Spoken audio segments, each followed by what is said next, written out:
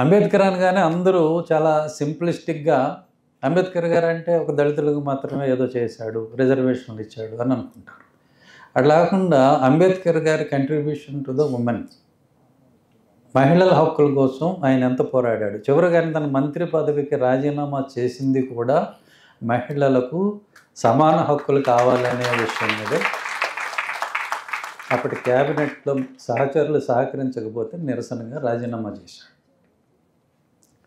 అంబేద్కర్ అధ్యయన కేంద్రం ఎందుకు అవసరం అని అంటే, వాస్తవంగా అంబేద్కర్ గారి గురించి బయట ఉన్నది ఏమిటి, అసలు ఆయన ఏమిటి అనేది అధ్యయనం చేయటం కోసం అంబేద్కర్ అధ్యయన కేంద్రం అనేది ప్రతి చోట కూడా అవసరం అని చెప్పి నేను అనుకుంటున్నాను. అప్పట్లో అంటే 1946లో వైస్రాయ్ భారతదేశానికి స్వాతంత్రం ఇస్తూ ఆ ప్రక్రియలో భాగంగా ఒక కేర్ టేకర్ గవర్నమెంట్ని ఏర్పాటు చేశారు, ఒక టెంపరీ గవర్నమెంట్.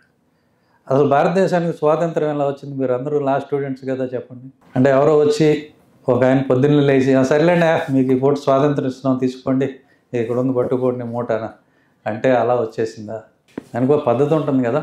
సో జూలై 1947లో, జూలై 15, 1947లో బ్రిటిష్ పార్లమెంట్, లండన్లో ఉన్నటువంటి బ్రిటిష్ పార్లమెంటు ఒక చట్టాన్ని పాస్ చేసింది. Not a resolution, not amendment, ఒక యాక్ట్, ఇండిపెండెన్స్ టు ఇండియా అనే ఒక యాక్ట్ని, ఒక చట్టాన్ని పాస్ చేసి ఈ చట్టం ద్వారా భారతదేశానికి స్వాతంత్రాన్ని ఇస్తున్నాము అని బ్రిటిష్ పార్లమెంటు చేసినటువంటి చట్టం ద్వారా మనకి స్వాతంత్రం వచ్చింది. ఆ తర్వాత కరెక్ట్గా నెల రోజులకి ఫార్మల్గా ఆగస్టు 15 నాడు స్వాతంత్ర దినోత్సవం అని చెప్పి మనం చేసుకోవడం జరిగింది. ఈ తాత్కాలిక ప్రభుత్వం ఏర్పడినప్పుడు దానిలో అంబేద్కర్ గారికి స్థానం లేదు. ఈ జూలై 1946లో ఎప్పుడైతే స్వాతంత్రం వచ్చేటువంటి ప్రక్రియ ప్రారంభమైందో అప్పుడు మహారాష్ట్రలో ఉన్నటువంటి దళితులందరూ కూడా, దళిత నాయకులందరూ కూడా అప్పటి కాంగ్రెస్ ప్రభుత్వాన్ని, ఆ రాష్ట్రంలో ఉన్నటువంటి కాంగ్రెస్ ప్రభుత్వాన్ని పూణే సెషన్స్, అప్పట్లో assembly sessions, Bombay session, Pune session అని 2 జరుగుతూ ఉండేవి. ఆ పూణే సెషన్ జరుగుతున్నప్పుడు వీళ్ళందరూ కూడా అసెంబ్లీ ముట్టడి కార్యక్రమం, సత్యాగ్రహం ప్రకటించి దళిత నాయకులందరూ కూడా అక్కడికి నిరసన వ్యక్తం చేయడానికి వెళ్ళటం, అక్కడ వాళ్ళందరినీ అరెస్ట్ చేయడం జరిగింది. సో వాళ్ళందరూ అడిగేది ఏమిటి అని అంటే, దేనికోసం ఆ సత్యాగ్రహం చేశారంటే, భారతదేశానికి స్వాతంత్రం వస్తుంది, వచ్చినప్పుడు ఇందులో దళితులకు, దళిత హక్కులకు మీరు ఇచ్చేటువంటి గ్యారంటీలు ఏమిటి, అవి మాకు తెలియజేయాలి అని చెప్పి వాళ్ళందరూ కూడా డిమాండ్ చేయడం జరిగింది. అప్పుడు అంబేద్కర్ గారు ఏమన్నారంటే, Dalits have a right to ask for the blue print of the assurances which Congress is going to give అని చెప్పి అన్నారు. మాకు హక్కు ఉంది, మీ బ్లూ ప్రింట్ ఏంటి, రాబోయే ఈ ఇండిపెండెంట్ ఇండియా అంటే తెల్ల దొరతనం పోయి నల్ల దొరతనం వస్తుందా, లేకపోతే ఈ దేశాన్ని మీరు ఎట్లా ముందుకు తీసుకెళ్ళబోతున్నారో చెప్పండి అని అడిగారు. అడిగినప్పుడు అధ్యయన కేంద్రం వాళ్ళందరూ కూడా తెలుసుకోవాల్సింది ఏంటంటే, హరిజన సేవక్ సంఘాన్ని ఒకటి ఉండేది, గాంధీ గారి శిష్యులు ఎవరో దానికి సెక్రటరీగా ఉండేవాడు. ఆయన ఏమన్నాడంటే, అంబేద్కర్ గారు మీరు అలా అడగకూడదు, ఏమని మాకు హక్కులు ఏముంటాయి, స్వతంత్ర భారతదేశంలో మాకు మీరు ఇచ్చే గ్యారంటీలు ఏమిటి అని మీరు అవన్నీ అడగకూడదు, వాళ్ళు ఇస్తారు, మనం పుచ్చుకోవాలి, అంతే తప్ప మనం అడగకూడదు, మీరు ఈ సత్యాగ్రహాలన్నీ ఆపేయండి అన్నారు.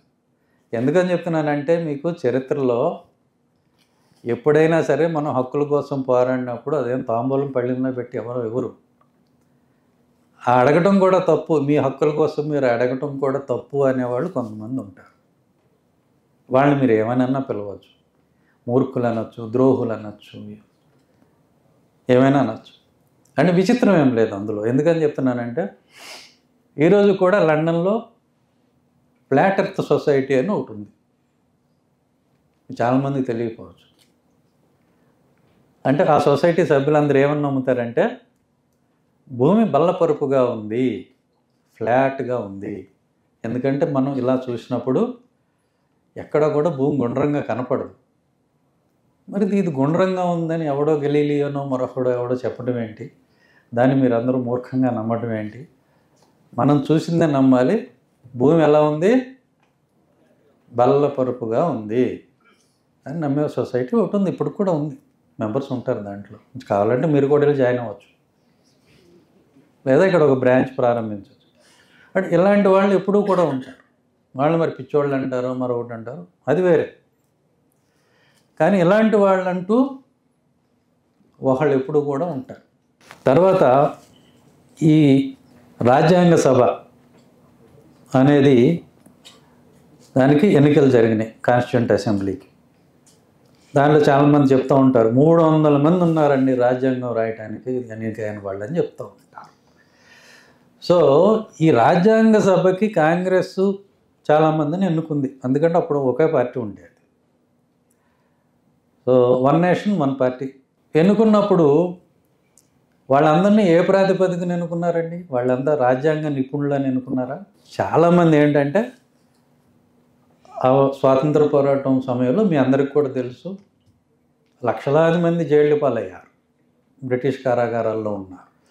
సో అట్లా జైలుకి వెళ్ళి వచ్చిన వారి సేవలకు గుర్తింపుగా వాళ్ళకి ఏదో ఒకటి చెయ్యాలి మనం అనేటువంటి ఉద్దేశంతో, ఓకే ఇది వచ్చిందయా, ఈ కాన్స్టిట్యూంట్ అసెంబ్లీ వచ్చింది, దీనికి పంపించు, ఆ ఎలక్షన్లో నుంచే పెట్టు, మన జైలుకి వెళ్ళి వచ్చాడు, ఆయన కష్టపడ్డాడు, ఆయనకి ఏదో ఒకటి చేయాలని ఇచ్చాం. అంతే తప్ప ఈయనకి రాజ్యాంగం రాయటం వచ్చని కాదు. ఇప్పుడు కూడా మనం చూస్తూ ఉంటాం చాలా చోట్ల చాలా పదవుల్లో అలాగే నియమిస్తారు, సలహాదారులు అంటారు, ఏదో ఆయనకు పదవి ఇవ్వాలి కాబట్టి ఎమ్మెల్సీ అంటారు, కౌన్సిల్ అంటారు. ఇవన్నీ కూడా వాళ్ళు ఏదో ఆ రంగంలో చాలా ఆరితేరిపోయిన వాళ్ళు అని చెప్పేసి అట్లా ఏమి ఇవ్వరు. ఆ రాజకీయ అవసరాలను బట్టి కొన్ని రాజకీయ పునరావాసాల కోసం ఇస్తారు. ఆ రకంగా రాజ్యాంగ సభ అనేది ఏర్పాటైనప్పుడు దానిలోకి వచ్చిన వాళ్ళకి ఎవరికి కూడా రాజ్యాంగం ఎలా రాయాలి, అదంటే ఏమిటి అనేది తెలియదు, అదొక బ్రహ్మ పదార్థం అని అనుకునేవాడు. సో ఇలా మొదలైంది. అంబేద్కర్ గారిని రాజ్యాంగ సభలోకి ఎన్నుకోలేదు. ఆయన స్వరాష్ట్రం మహారాష్ట్ర. ఆ మహారాష్ట్రలో ఆయన్ని ఆ మహారాష్ట్ర నుంచి ఎన్నుకోవాలి న్యాయంగా అయితే. ఎందుకంటే లండన్ వెళ్ళి లా చదువుకున్నవాడు, అలాగే న్యూయార్క్ వెళ్ళి ఎకనామిక్స్ చదివినవాడు, 14 డిగ్రీలు చేసినవాడు, విదేశాల్లో అంతటి ఉన్నత విద్య అభ్యసించినటువంటి వ్యక్తి ఆ రోజుల్లో ఎవరూ కూడా లేరు. అంటే ఒక దళితుల్లోనే కాదు, దళితేతర కులాల్లో కూడా అంత విద్యావంతుడు ఎవరూ లేరు. మరి అలాంటి అంబేద్కర్ కదా మొట్టమొదటి ఎంపిక కావాల్సింది రాజ్యాంగ సభకి. కానీ ఆయన్ని బాంబే నుంచి ఎన్నిక కానివ్వాలి. అప్పుడు ఆయన ఏం చేశారంటే బెంగాల్లో మెజారిటీ ఈ దళిత సభ్యులు ఉన్నటువంటి బెంగాల్ నుంచి ఆయన రాజ్యాంగ సభకి ఎంపికయ్యారు. ముస్లిం లీగ్ కూడా మద్దతు ఇచ్చింది. ఇది మనం తెలుసుకోవాల్సింది. ఆయన ఆ సందర్భంలో ఒక 2 విషయాలు చెప్పారు. ఒకటి ఏంటంటే ఈ పూనా సత్యాగ్రహం ఏదైతే ఉందో ఇది మా హక్కుల్ని మేము సాధించుకోవడం కోసం మొదలుపెట్టినటువంటి మొట్టమొదటి సత్యాగ్రహం, ఇది ఎప్పటికీ కూడా కంటిన్యూ అవుతుంది అనేది ఒకటి. రెండవది పూనా ప్యాక్ట్. మీ అందరికీ తెలుసు, అంబేద్కర్ గారు మొట్టమొదటి అడిగింది ఏమిటంటే రిజర్వేషన్లు కాదు, దళితులకు ప్రత్యేకమైనటువంటి నియోజకవర్గాలు. అంటే ఉదాహరణకి ఈరోజు రాష్ట్రంలో జనాభా 20% ఉన్నారనుకోండి దళితులు. ఉన్నప్పుడు ఈ పార్లమెంట్ సీట్స్ ఏమైతే ఉన్నాయో, అలాగే అసెంబ్లీ సీట్స్ ఏమైతే ఉన్నాయో, ఈ 175లో 20% అంటే ఒక 35-40 సీట్లు. ఇప్పుడు ఉన్నదానికన్నా ఒక 5 సీట్లు ఎక్కువ వస్తాయి. ఇప్పుడు 29 ఉన్నాయి. ఆ 35 సీట్లు కూడా ఎలా ఉంటాయంటే ఇది రిజర్వ్డ్, ఇక్కడ అందరూ ఓటు వేయాలన్నట్టుగా కాకుండా ఒక ప్రాంతంలో, ఒక రీజియన్లో, ఇప్పుడు ఎలాగైతే రాయలసీమ, కోస్టల్ ఆంధ్ర, ఉత్తర కోస్తా, దక్షిణ కోస్తా అంటున్నామో అలా ఒక ప్రాంతాన్ని ఒక నియోజకవర్గంగా చేసి ఆ నియోజకవర్గంలో ఉన్నటువంటి దళితులందరూ కూడా తమ ప్రతినిధిని ఎన్నుకుంటారు. అంటే ఆయనకు వేరే ఓట్లతో సంబంధం ఉండదు. అదేవిధంగా దళితులు తమ ప్రతినిధిని ఎన్నుకోవడంతో పాటుగా లోకల్గా జనరల్ క్యాండిడేట్ని కూడా ఎన్నుకుంటాడు.